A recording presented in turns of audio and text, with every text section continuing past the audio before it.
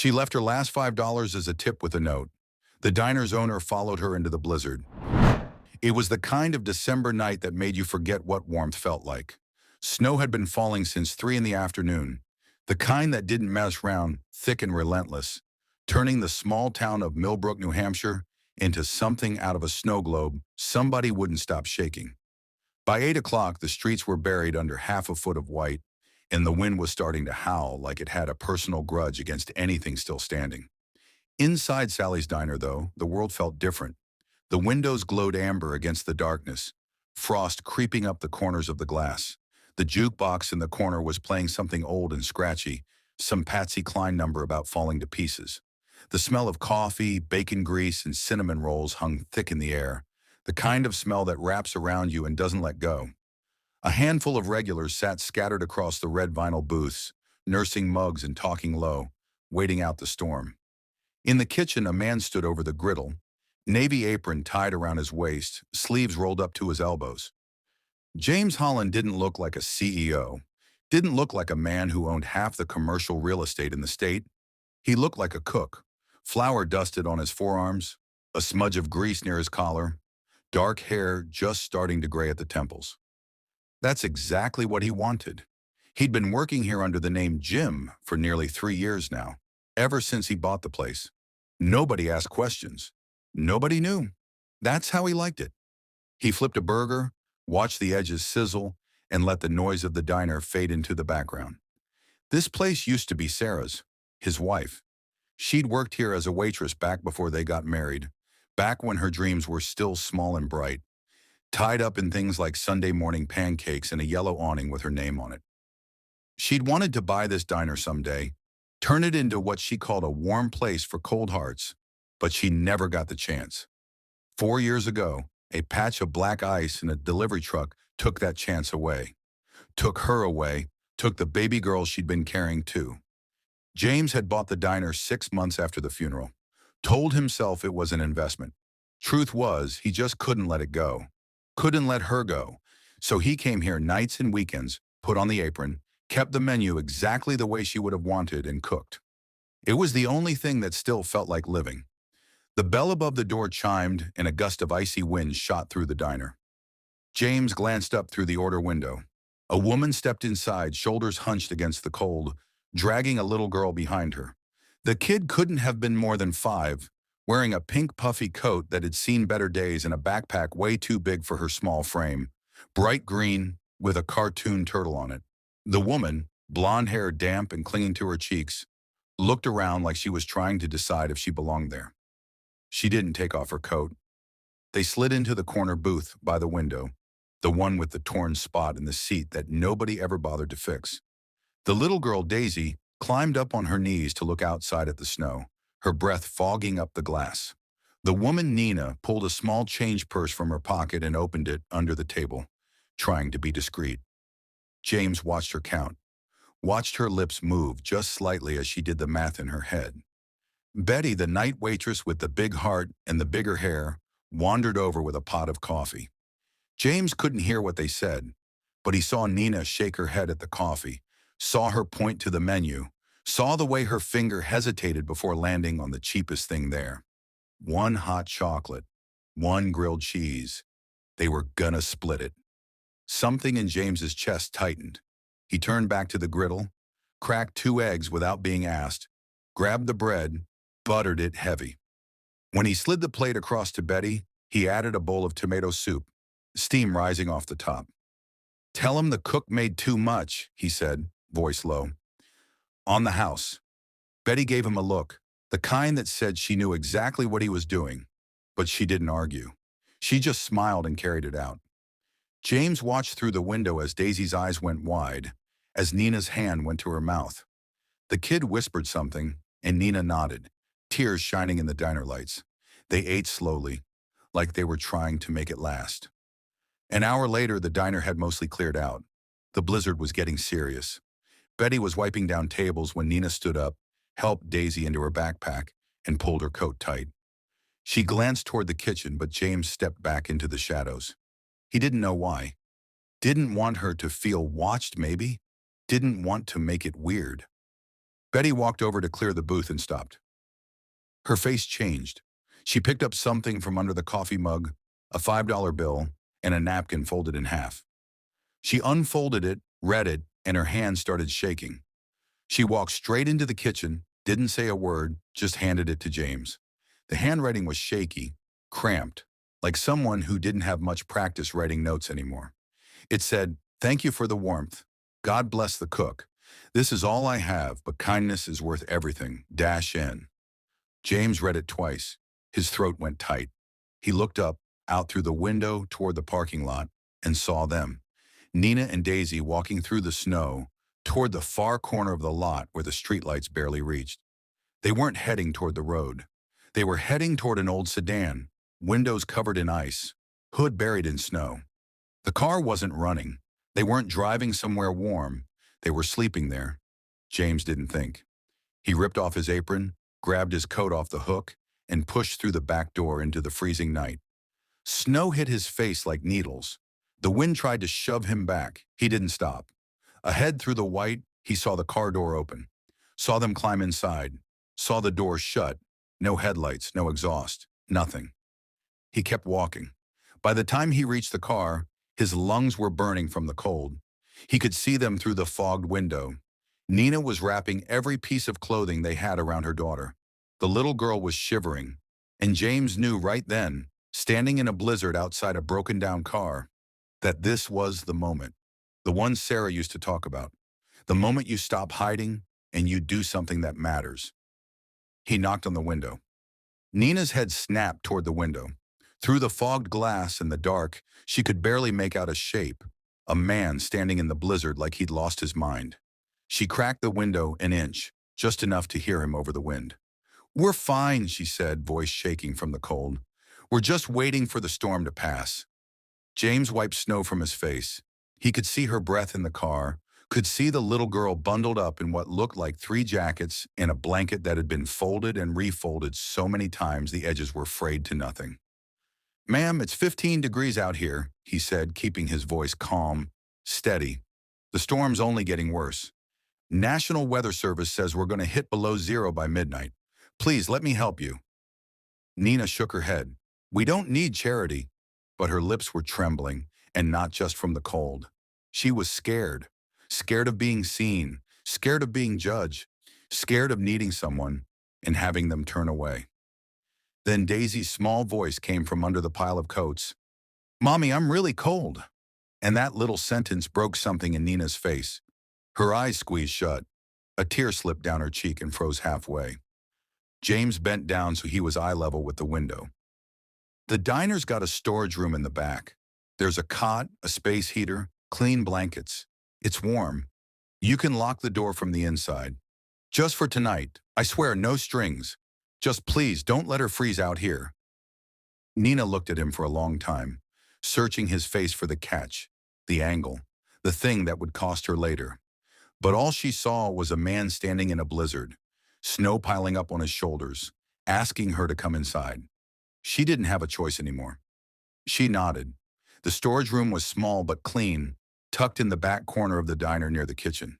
There was a fold-out cot with a stack of wool blankets, a space heater humming in the corner, and a window with a curtain someone had sewn by hand years ago. James set the heater on medium, laid out the blankets, and found an old stuffed bear in the lost and found box that nobody had ever claimed. He set it on the pillow.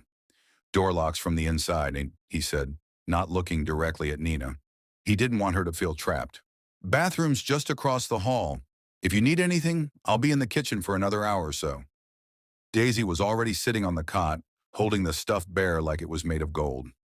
Nina stood stiff in the doorway, arms crossed, looking like she wanted to say thank you, and I'm sorry, and please don't look at me like I'm broken all at the same time. "I'll pay you back," she said quietly. James shook his head. "You already did." He pulled the $5 bill from his pocket, held it up. "This meant more than you know." Then he stepped out and closed the door behind him. That night, after he locked up the diner and got in his car, James sat in the driver's seat with the engine running and the heat blasting, staring at the napkin note under the dome light. He'd folded it carefully, tucked it in his coat pocket like it was something precious. And maybe it was. He hadn't felt this kind of ache in his chest since Sarah died. Not the crushing, suffocating kind. The other kind. The one that meant something inside him was waking up again. The next morning, Nina woke to the smell of fresh coffee and something sweet, like cinnamon and butter. Daisy was still curled up next to her, breathing soft and even, the stuffed bear tucked under her chin. For the first time in 3 weeks, her daughter had slept through the night without shivering. Nina sat up slowly, listened. The diner was already open. She could hear the low murmur of voices, the clink of silverware, the hiss of the griddle. She got Daisy dressed, brushed her hair with her fingers, and stepped out into the hallway. The warmth hit her all over again. The diner was about half full, early crowd, mostly old-timers drinking coffee and reading the paper. And there, behind the counter in his apron, was the cook, Jim. He glanced up when he saw her, gave a small nod, didn't make a big deal out of it. "Morning," he said. "Coffee?" Nina nodded, still unsure how to hold herself. She sat Daisy at the counter, and Betty appeared out of nowhere with a plate of pancakes shaped like stars and a cup of orange juice. "For the little artist," Betty said with a wink. Daisy's face lit up. "I can't pay for that," Nina said quickly. "Didn't ask you to," Betty replied. "Cook says kids eat free on Saturdays. Today's Saturday, ain't it?" She walked off before Nina could argue. James set a mug of coffee in front of Nina. No words, just a look that said, "Drink it. You look like you need it." And she did. She wrapped both hands around the mug and felt the warmth spread up her arms. She hadn't realized how cold she still was, deep down in the parts of her that hadn't thawed in months. Later, when the morning rush died down, James came around the counter and sat on the stool next to her. He didn't ask the big questions right away, didn't pry, just said, "Storm's supposed to clear by tonight. Roads should be passable by tomorrow."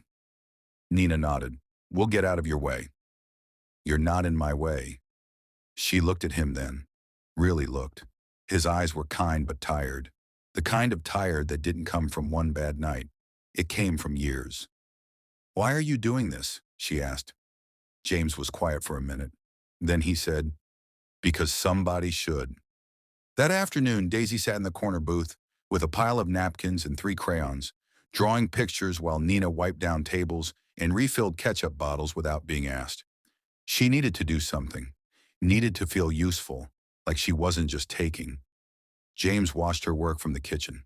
She was quick, efficient, smiled at the customers even though he could see the exhaustion pulling at the edges of her face. She was a fighter. He recognized it because he used to be one too. By closing time, James made his offer. He kept it casual, didn't want to spook her. "Betty's been saying she needs help with the lunch shift. It's not much. Minimum wage plus tips and meals included, if you're interested." Nina froze, dish rag still in her hand.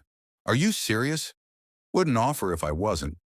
She looked around the diner, at Daisy coloring in the booth, at the warm lights, at the man in the apron who'd followed her into a blizzard. "I don't have a place to stay yet.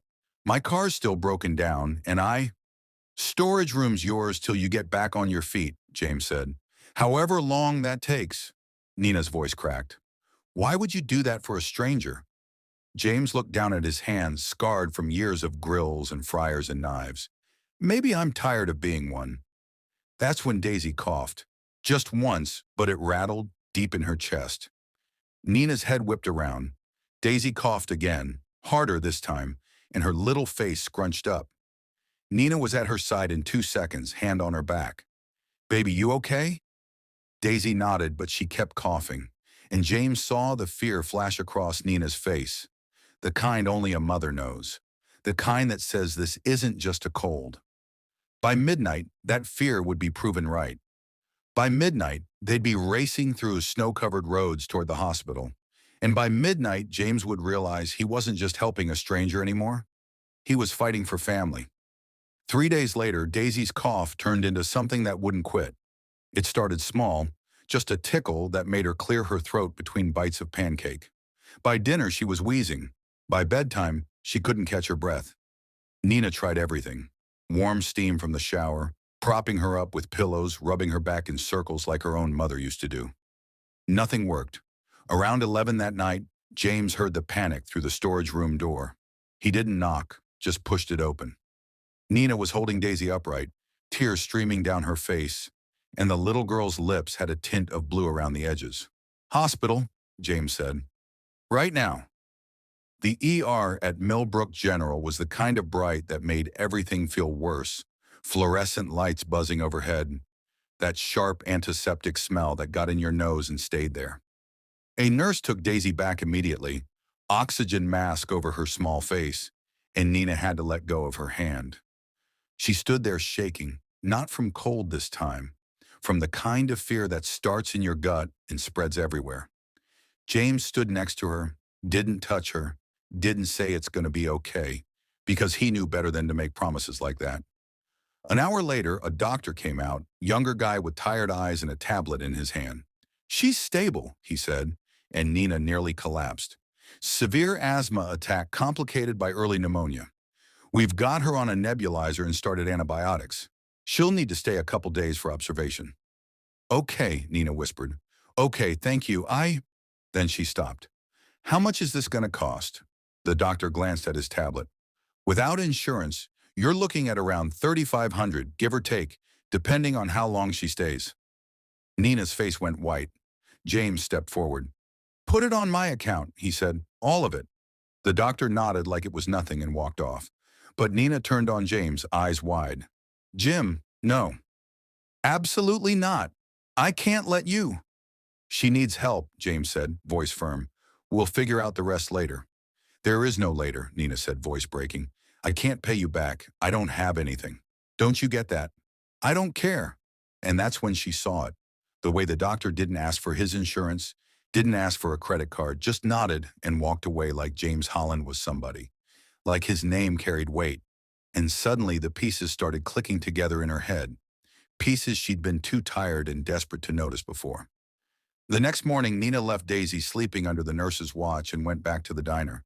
She needed to pick up a change of clothes, needed to think, needed to breathe. Betty was there, organizing receipts behind the register. "Hey, honey," Betty said, looking up. "How's our girl?" "Better," Nina said. "She's going to be okay." Betty smiled. "Jim's a good man. Real good. Not many folks like him left in the world." Nina paused. "Betty, can I ask you something? How long has Jim worked here?" Betty's smile faltered just a little. "Oh, honey, he doesn't work here. He owns here." Nina felt the floor shift under her feet. "What?" Betty sighed, realized she'd said too much, but it was too late now. "James Holland. He bought this place about 3 years back. Owns half the buildings on this street. Hell, half the county probably. Real estate empire. Big shot CEO type. But he comes in here, puts on the apron, cooks like he's got nothing else in the world. Been doing it since his wife died." Nina's hand started shaking. "He told me his name was Jim." "It is. Technically, James. Jim. He just doesn't like people knowing who he really is, I guess." Nina walked out the back door into the cold without another word. When James showed up an hour later to check on things, she was waiting for him in the storage room, arms crossed, eyes red. "You lied to me." James stopped in the doorway. "Nina, don't," she said, voice hard. "You're not some cook, are you? You're James Holland, CEO. You own this place. You own everything. And you let me believe you were just, what, some nice guy who worked the grill?" "I didn't lie," James said carefully. "I just didn't tell you everything."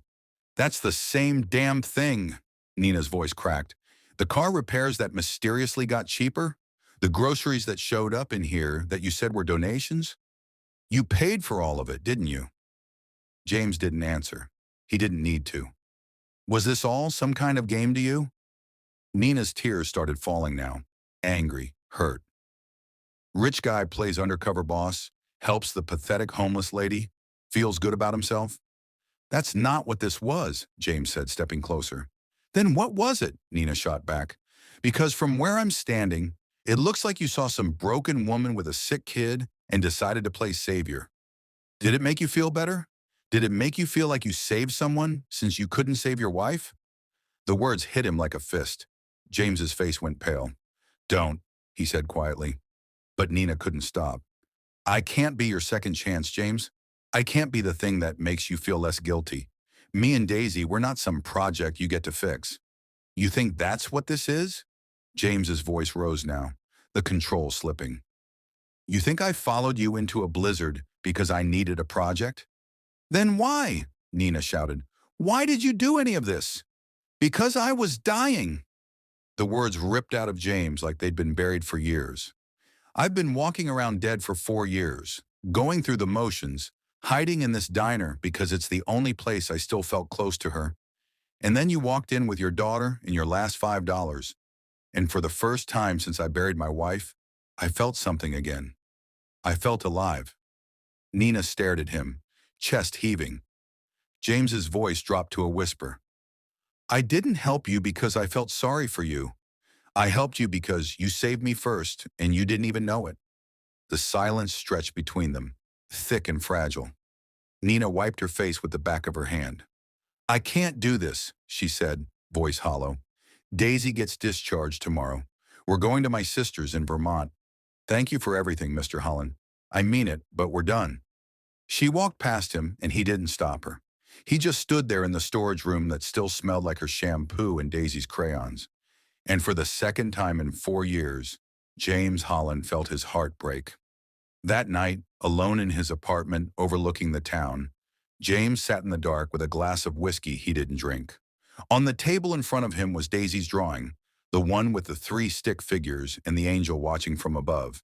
He picked up his phone 3 times to call, put it down 3 times. He'd pushed too hard, scared her off. Lost the only good thing that had happened to him since Sarah. Then at 2 in the morning, his phone rang. Hospital. Mr. Holland, it's Daisy. Her fever spiked. We've got it under control now, but her mother's phone died and you're listed as the emergency contact. Thought you'd want to know. James was out the door in 30 seconds. When he got to the hospital room, Nina was asleep in the chair next to Daisy's bed, head tilted back, face streaked with dried tears. Daisy was sleeping too, breathing steady, fever broken.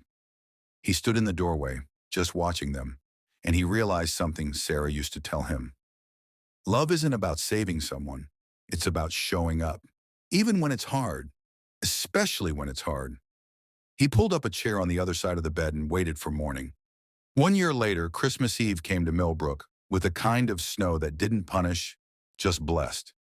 Fat flakes drifted down lazy and soft, catching the light from the street lamps, turning the whole town into something you'd see on a postcard. And right there on Main Street, where it had always been, the diner glowed warm against the winter dark. But the sign was different now. It didn't say Sally's anymore. In curved letters lit up with white bulbs, it read, Sarah's Warm Place, and underneath in smaller script, a warm place for cold hearts. Inside, the place was packed. Every booth full, every stool at the counter taken, the jukebox playing Bing Crosby, and the smell of roast turkey and apple pie thick enough to make you forget there was ever such a thing as cold. Garland hung from the ceiling, twinkling lights strung across the windows, and in the corner, a Christmas tree decorated entirely with handmade ornaments, paper stars and painted pine cones and salt dough angels. Every single one made by a kid from town. Behind the counter, James Holland moved with the kind of ease that only comes when you're exactly where you're supposed to be. He wasn't hiding anymore. Didn't use a fake name, didn't dodge questions. He wore the apron with his sleeves rolled up, poured coffee, flipped eggs, called out orders, and when someone asked if he was really that James Holland, the CEO, he'd just smile and say, yeah, and I make a mean grilled cheese. You want one? People got used to it, stopped making it a big deal, started just calling him James. In the back room, the one that used to be storage, Nina stood in front of an easel surrounded by a dozen kids aged 5 to 12, all of them holding paintbrushes like they were magic wands. Her blonde hair was pulled back in a messy bun, paint smeared on her jeans, smiling bigger than the sun. Okay, artists, she said, don't think too hard. Just paint what makes you feel warm inside.